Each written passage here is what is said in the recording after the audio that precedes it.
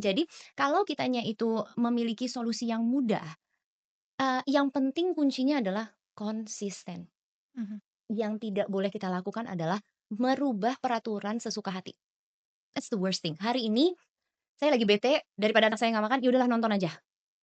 Besok saya lagi bener nih emosinya, "Dede kamu nggak boleh nonton ya Dek, kita harus makan." Very very unfair karena anaknya jadi bingung nih sebenarnya boleh makan sambil nonton atau enggak. Ini yang bikin dia tantrum, Mhm. karena kita merubah peraturan sesuka hati. Jadi kita sebagai orang tua itu wajib konsisten dan kita nggak bisa melihat perubahan hanya dalam waktu 1 sampai 2 hari. Konsisten itu 2 sampai 3 minggu. Mhm. Baru kita bisa melihat, "Oh iya ya bener ya anak saya jadinya pintar makan. Oh iya ya bener ya anak saya berarti nggak perlu makan bubur lagi, dia udah bisa naik tekstur." Tapi semua ini butuh waktu gitu karena dianya juga lagi belajar, Mhm. ya kan. Jadi kalau kita contohnya kita bekerja gitu ya, jadi contohnya mama dan papa bekerja, kita jarang di rumah, contoh kita menitipkan anak kita ke orang tua kita gitu kan, nenek atau kakek ya. Tugas kita adalah untuk sharing feeding rules.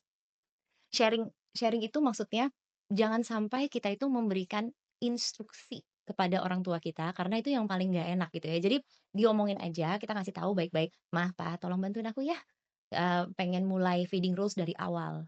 Terus kita ceritain, feeding rules itu A, B, C, tanpa menggurui. Kemudian kita bertanggung jawab untuk mengetahui dan menyiapkan makanan pagi, siang, malam. Kita juga bertanggung jawab untuk membuat jadwal makan, kita juga bertanggung jawab untuk memastikan susunya ada di rumah. Kalau ASI, ASI perahnya cukup, kalau contohnya kita udah ngasih susu formulanya juga ada, readily available. Kita juga yang harus memastikan bahwa mereka tahu cara untuk menyuapi anak kita. Ada beberapa anak yang kalau lagi senyum, lagi kawal langsung disuapin gitu kan. Jadi hal-hal seperti ini harusnya udah kita sampaikan dari awal. Paling gampang kita mulai MPASI itu saat weekend. Mhm. Hari Sabtu gitu kita mulai, jadi kita punya 2 hari. Sabtu Minggu, mama dan papanya yang mempraktekkan, orang rumah melihat.